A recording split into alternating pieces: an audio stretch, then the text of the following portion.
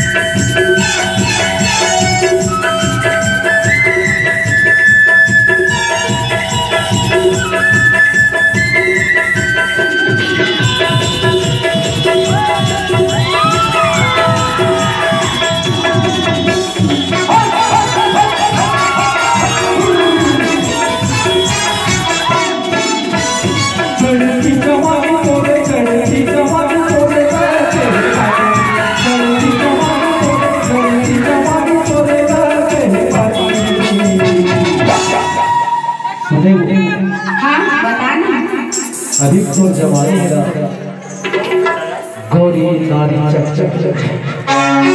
अभी 17 के छैया खुले हैं 17 ने खतरा बताओ इतने तो बनाओ तो बिजली गदिया दे मेरा ये में तो ज्यादा बाहर कारी वाली चढ़ती जवानी तोरे चढ़ती जवानी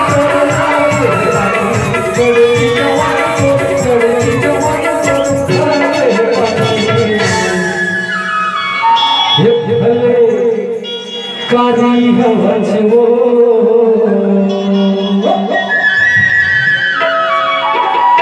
ये भले कारी हवजो मामा संसारी दिलवानी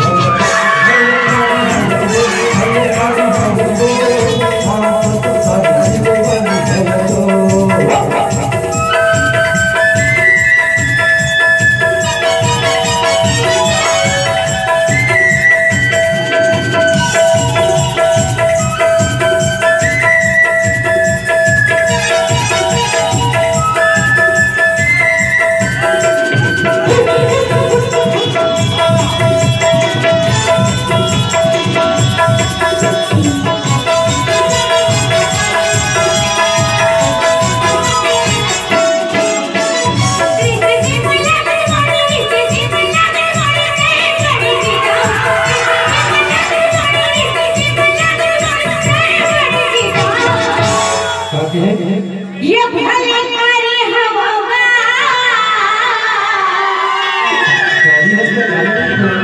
ये भलकारी हवगा अच्छा माँ कटन जी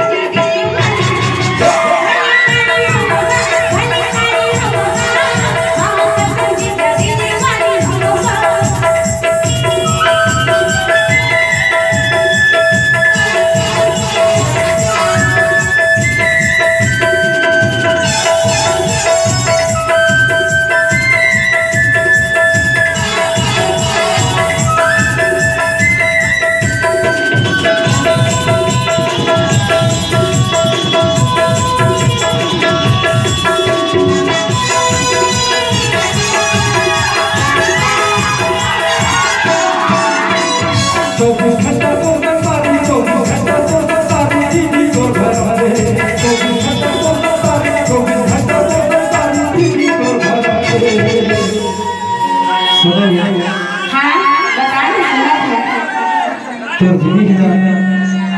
बोला पास थे वो तुमको दूधवा पर देखा कति आवाज कति जा सब पास में दुआरी वाली